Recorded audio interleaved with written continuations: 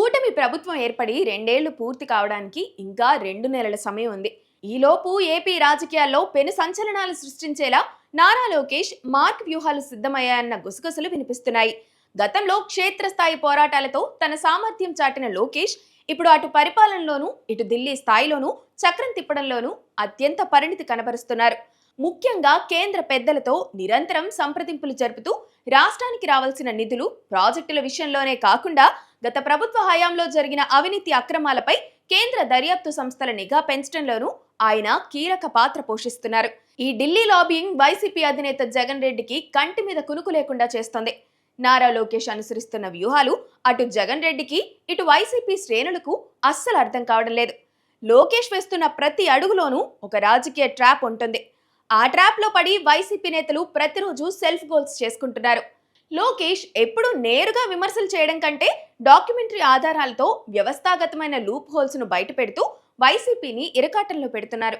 అటు ఐటీ పరిశ్రమల శాఖలో పెట్టుబడుల వరద పారిస్తూనే ఇటు రాజకీయంగా వైసీపీ కోటలను బద్దలు కొట్టేలా ఆయన సాగిస్తున్న సైలెంట్ ఆపరేషన్ ఆ పార్టీని కోలుకోలేని దెబ్బ తీయబోతుంది. వచ్చే 2-3 నెలల్లో ఏపీ రాజకీయాల్లో జరగబోయే పరిణామాలు వైసీపీ ఉనికినే ప్రశ్నార్థకం చేసేలా కనిపిస్తున్నాయి.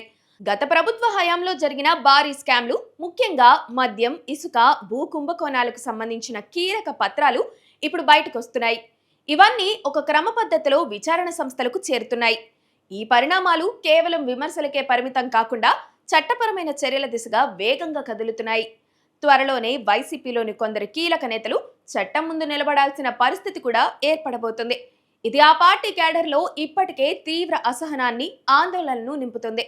చంద్రబాబు మార్గదర్శకత్వంలో లోకేష్ చేస్తున్న ఈ పొలిటికల్ క్లీనప్ ఆపరేషన్ రాష్ట్ర భవిష్యత్తుకు ఎంతో కీలకమని నమ్ముతున్నారు. జగన్ హయాంలో దెబ్బతిన్న వ్యవస్థలను చక్కదిద్దడమే కాకుండా రాజకీయంగా వైసీపీని నామరూపాలు లేకుండా చేయడమే లక్ష్యంగా అడుగులు పడుతున్నాయి. ఏపీ రాజకీయాల్లో ముంచుకొస్తున్న ఈ సునామీ వైసీపీని నిండా ముంచేయడం ఖాయంగా కనిపిస్తోంది.